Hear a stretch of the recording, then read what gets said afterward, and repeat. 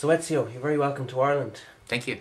Thanks very much for taking the time to come and visit us this week. We're going to visit some of our top League of Ireland clubs, Shamrock Rovers, Bohemians, Sporting Fingal and Sligo Rovers, which is great.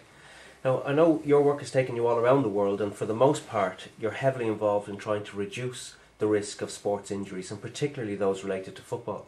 Can I ask you first, what in your experience would be the most common forms of injury found in footballers, and would they differ greatly from other sports, say for instance in the likes of running? Well, the most common form of injuries that we're seeing in football at the moment are, without doubt, the two categories. The ankle sprain is the most common sprain, and the spraining of ligaments. Particularly we see them often in the first half, in the last 10-15 minutes or so. And then the second category that is reported is the muscle sprains and contusions, which tends to occur towards predominantly the end of the second half, obviously where fatigue starts to set in and the more elastic structures will tend to fail. But I should mention there's a very important third category that is heavily underreported, and this is the area where footwear is severely implicated, and that's the acquisition of deformities and accumulated loads on tissue, and that is seen in the forefoot and toe deformities, the unnecessary destruction of human skin tissue, and of course the accumulated loads that lays some players open to the terrible stress fracture injuries. Okay. And would those injuries, in your experience, Ezio, differ from other sports, or would they be similar to the likes of running, for instance? No, they're certainly very different.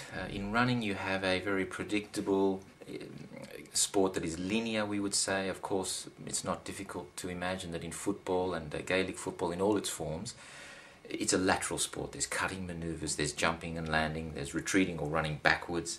The unpredictability of football in all its codes makes it highly vulnerable to injury.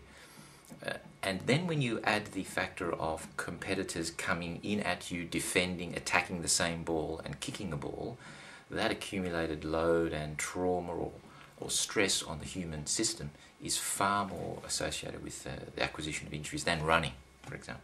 Okay, so the risk is far greater in football than in other sports.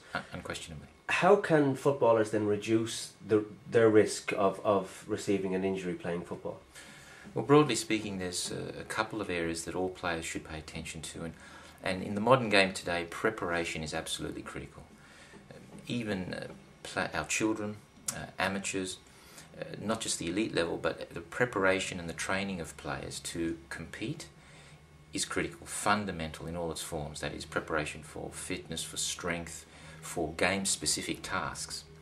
Now, in part of that preparation, an enormous undervalued area of detail that is not given sufficient attention is this correct selection of footwear, not only to match the surface. Most football players will be aware of hard ground footwear and soft ground footwear, but it's really important that players' specific body composition in the joints and in their body mass is also factored in to the selection of their footwear, because that affects their performance. Okay, so you would maintain that it's very important that footballers make an educated decision with regard to the appropriate footwear for them. Unquestionably. This is all about in giving players, and if we're speaking about children, our children that play, the parents or those that are the decision makers in the buying process, the information they need to make an informed choice and understand what the value is when they make a choice that perhaps they haven't considered, and also understand what the risk is if they fail to make that choice.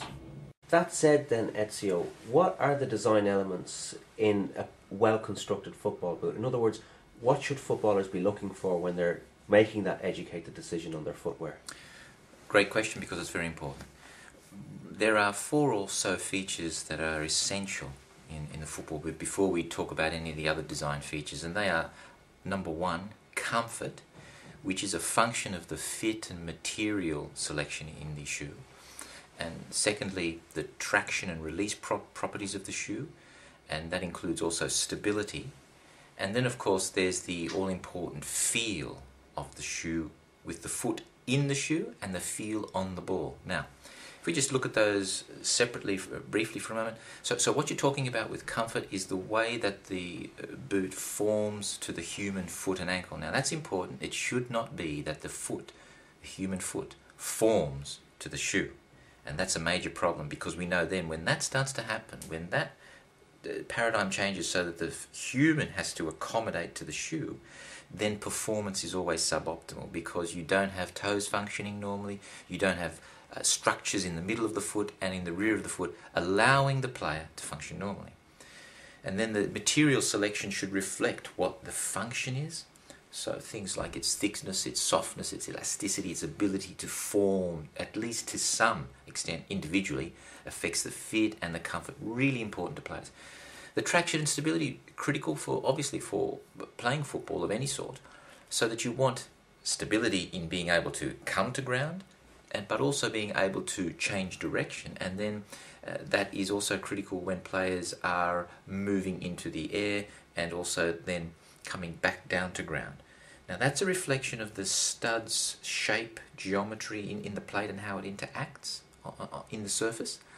And then of course how that releases so that they don't get injuries in their joints and so on.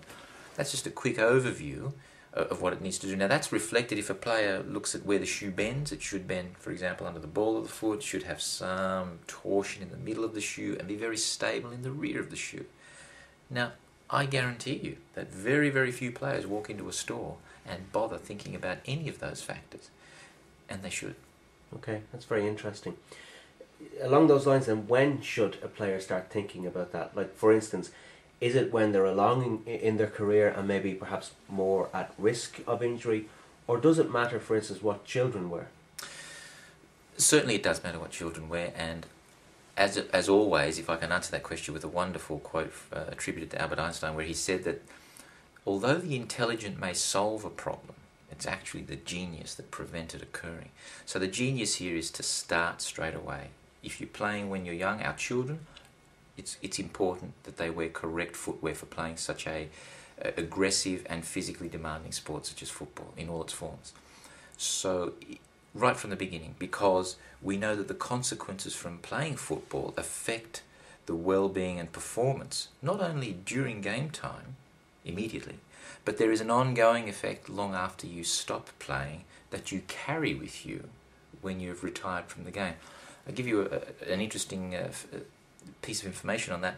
What we know today is that if you, for example, start playing football between the ages of 7 and 9, and you follow these people to when they retire playing by the time they're in their mid to late 30s or early mid 40s, those individuals have 2 to 4 times higher incidence of degenerative joint diseases in their playing joints, such as their feet and their ankles, compared to a non-playing aged matched population.